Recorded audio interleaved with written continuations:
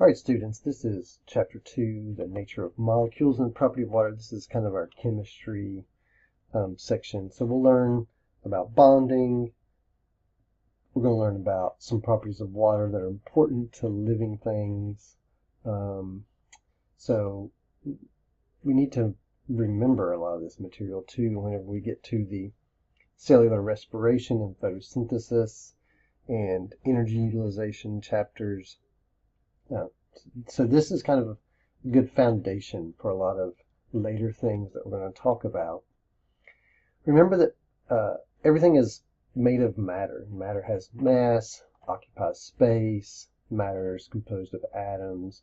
Atoms are things like hydrogen, helium, lithium, sodium, oxygen, carbon.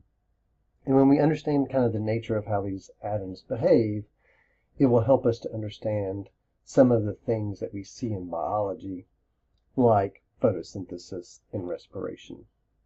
Well, atoms are composed of three things. We're going to talk about three things, and I know in physics we can talk about subatomic particles, but we're just going to focus on protons, neutrons, and electrons. Protons themselves are positively charged, and they're located in the nucleus of the atom. Neutrons are neutral particles, and not every atom has a neutron, but some do, like oxygen does. And we see here that it has 8 neutrons. They're also located in the nucleus, and they do not have a charge. And then we have electrons. Electrons are negatively charged particles, and they're found in orbits around the nucleus. Now, these orbits have different shapes, but we're just going to look at kind of this planetary model of an atom where the nucleus is like the sun, and these electrons orbit around the nucleus in these shells. Well, the atomic number of an atom, the one that you can find in the periodic chart or the periodic table, equals the number of protons and number of electrons. Atoms are typically electrically neutral, like if you looked at carbon, which has an atomic number of 6. So carbon would have an atomic number of 6, and when we see that, it means that there are 6 protons and 6 electrons. The atomic number does not tell us anything about the neutrons. So we don't know unless we look at the atomic mass, and then we can figure out how many neutrons there are. But I will say this, as far as biology is concerned, for now, we're not concerned with the number of neutrons that an atom has. Well, you need to know what the difference in mass and weight is, and we talked about this in lab, and we will talk about it. Mass refers to how much substance a thing has. Weight refers to the force of gravity. On Earth, mass and weight are the same thing, and the sum of the protons and neutrons is the atom's atomic mass. Each proton and neutron has a mass of about 1 Dalton, which is what we measure atomic weight in. But we won't deal with a lot of atomic weight in biology class. Electrons are negatively charged particles located in orbitals that surround the nucleus. Neutral atoms, ones that don't have a charge, have the same number of electrons and protons, but some atoms can be ions, which means that they have an unequal number of protons and electrons. So a cation has more protons than electrons, so it has a net positive charge, and an anion has fewer protons than electrons, and so it has a net negative charge. Atoms of a single element that possess different numbers of neutrons can be called, they are called isotopes, but they can be radioactive. Like carbon, carbon-14 is an isotope of carbon, and what happens is that atom is unstable, and it emits radiation as the nucleus begins to break up, And a half-life refers to the time it takes for half of that atom in a sample to decay. Here's carbon-12. Carbon typically has 6 protons, 6 neutrons, 6 electrons. This is the most common type of carbon. This is a pretty rare type of carbon. You see it has 1 extra neutron, and this one has 2 extra neutrons, and this is called carbon-14. And we use this for radioactive dating because we know what its half-life is. Well, the key to looking at the behavior of atoms is understanding its electron arrangement. And we typically use the Bohr model. Electrons are found in these discrete orbits. And that means that if you look at an electron, like this is helium, maybe, because it has 2 electrons out here. This is the first shell, or the first energy level, and this shell can hold 2 electrons. Well, if we look at something like, this is 2, 4, 6, 8, this could be neon, maybe, because it will have 2 electrons here, which is full, and this second shell has 8 electrons, which makes it full as well. We, in this class, are not going to deal with these shapes. Now, if you're in chemistry, you will have to deal with shapes. Well, these shells can hold a certain number of electrons, and we already said that the first shell can hold 2, the second shell can also hold 2, and the second shell can hold 8, and the third shell can also hold 8.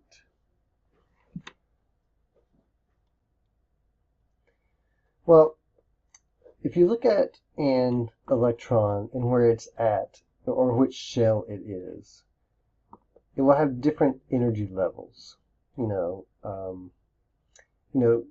Don't confuse energy levels, which are drawn as rings to indicate its energy, with orbitals, which have 3-dimensional shapes, which we are not going to deal with.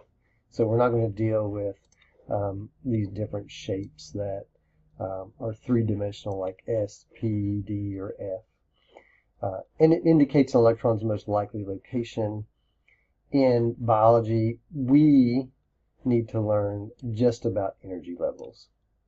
And so if we look at an electron here in this first shell, which we call K, I just refer to it as the first shell. These are the lowest energy electrons. They're orbiting close to the nucleus. And as you move out, so as you move away from the nucleus, then what happens is energy from these electrons get absorbed, and so therefore they contain a higher potential energy. So the energy here is low, and the energy here is high. Now, this electron, even if it's out here in this really exterior orbit, it can move back down. But if it does move down, it has to release energy. Well, as it's moving down, that energy gets released, and it gets absorbed by other electrons, which will move out. So essentially, if an electron moves down, another electron will move out to replace it. And that's important to remember, because this idea that when electrons move down a shell is important, because energy gets released out. And sometimes cells can use this energy that gets released out to do work. During some reactions, electrons can be transferred from one atom to another. Oxidation is when you lose an electron. Reduction is when you gain an electron. So remember those terms. The periodic table displays elements according to their valence electrons. Now, what's a valence electron? Well, if we look at something like oxygen, which has an atomic number of 8, so we would have 8 protons in the nucleus. In this first shell, we would have 1, 2 electrons. In this outer shell, so we have 2 here, so that means we have 1, 2, 3, 4, 5, 6. This would be the valence electrons. There are 6 valence electrons out there. And if you look at this valence shell and follow this thing called the octet rule, atoms tend to establish completely full outer energy levels, which means that this electron has 2 spaces to fill.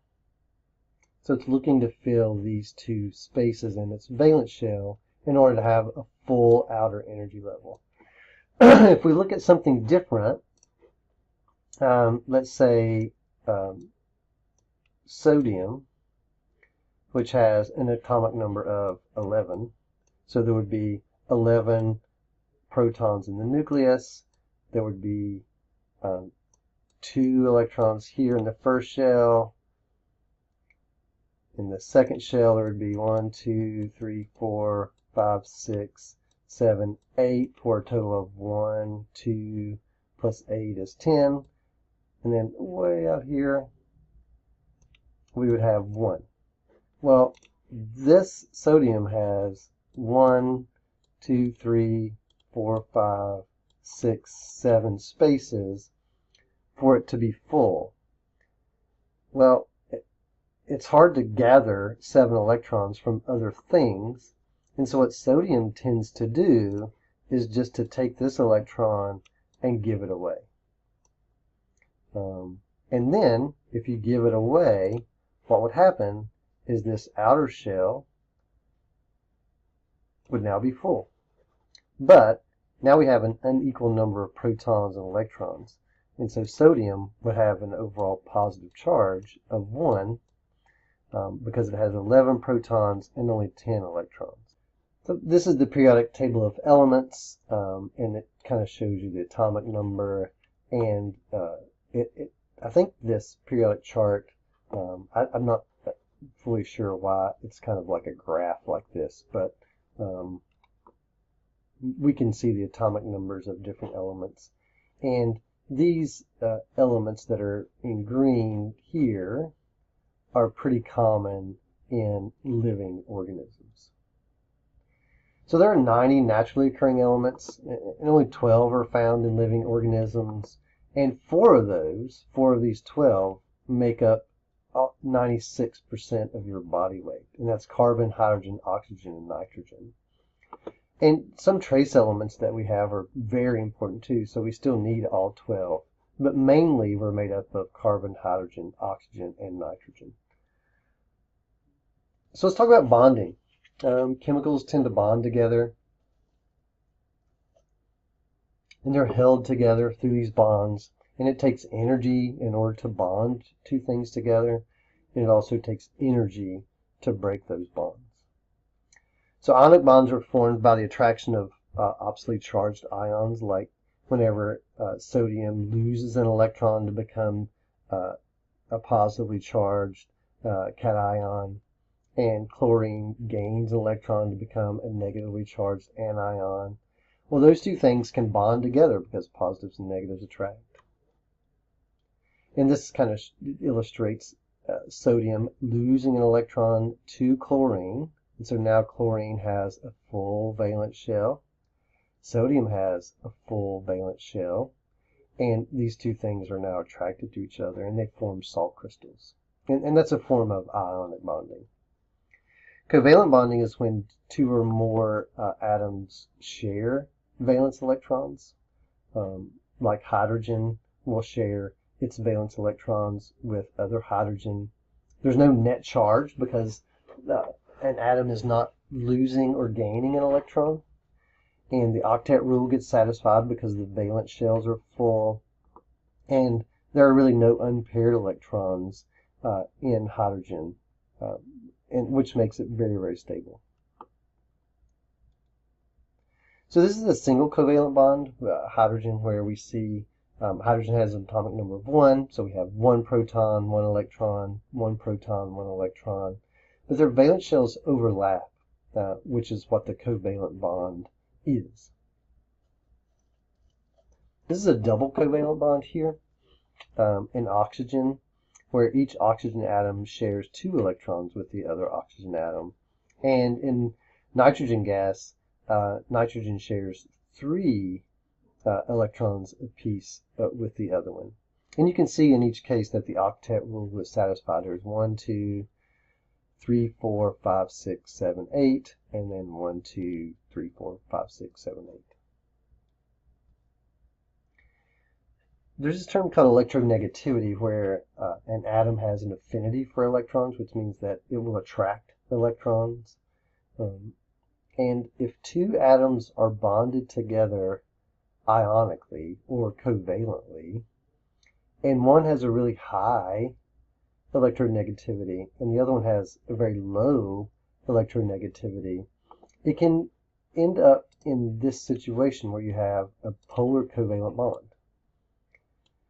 And what we see in water is this polar covalent bond because oxygen has a high electronegativity and the hydrogens that it's bonded to has a low electronegativity. And so since oxygen is kind of attracting the electrons with a stronger force, you end up with electrons spending more time here than they do here or here, which results in this molecule having kind of a positive end and a negative end. For chemical reactions to occur, you have to kind of break and form bonds, and it takes energy to break and form those bonds. This is an example of a chemical reaction called photosynthesis, where you have water, carbon dioxide, and it forms glucose and oxygen as a byproduct. These are the reactants, and these are the products here. And so reactions can be influenced by temperature, concentration of reactants and products, and catalysts too, and a lot of reactions are reversible. For example, this one is reversible too, where you can take glucose and oxygen and produce carbon dioxide and water, which would be cellular respiration. So now we're going to move on to water and why the chemistry of water is important. So life is tied to water. It's the single most outstanding chemical property of water is its ability to form hydrogen bonds. And we didn't really talk about what a hydrogen bond is, but if you look at a water molecule, which has, this slightly negative and slightly positive side, well, if you have other water molecules around it, it means that they will be attracted to one another because of positives and negatives attracting to each other. This water molecule will be attracted to this one through a hydrogen bond. And this one will be attracted to another one through a hydrogen bond. So that would be a hydrogen bond there, and this would be a hydrogen bond there. So within a water molecule, the bonds between oxygen and hydrogen are very polar because oxygen has more electronegativity than hydrogen does. And so in water, oxygen is partially negative, and that's what this symbol means.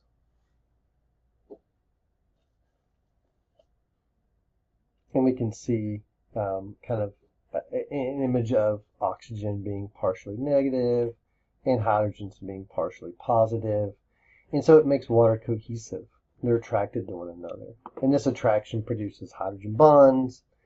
And those bonds are pretty weak and what we call transitory, which means that they kind of break and reform a lot. But the effects in a body of water are pretty enormous. It provides water with some chemical properties that are pretty important. And you can see here, water molecules kind of sticking together with a hydrogen bond. Here we see a hydrogen bond through a water molecule, and it helps form these links in organic molecules. You need to know the difference in cohesion and adhesion. Cohesion is when water molecules stick to other water molecules, and adhesion is when water molecules stick to other molecules by hydrogen bonding, like water sticking to the sides of this glass tube. Water has a pretty high specific heat, which means that it takes a large amount of energy to change the temperature of water. You need to understand a little bit about what heat is. And heat is this measurement of how fast molecules in a body move around. So if you can imagine a glass of water, and you could zoom down and see all of the little water molecules with your naked eye, you would see them vibrating, moving around, bumping into each other. And if that water has a lot of heat, then those water molecules would be moving very, very fast. And if we continue to add heat to it, like on a stove top, those water molecules would begin moving so fast that they would escape the body of water and enter the air as steam. Now, the reason we talk about specific heat is because it takes a lot of energy in order to make those water molecules begin moving faster and faster, because those water molecules are kind of sticky to other water molecules and they don't want to start moving fast right away. And it's one of the reasons that coastal towns near the ocean have pretty moderate temperatures, because the body of water, the ocean, next to it will release heat into the atmosphere in order to warm it up in the wintertime, and during the summertime that body of water will absorb heat and cool the air around it. It takes a lot of energy in order to make molecules evaporate from a surface, and that's called a high heat of vaporization.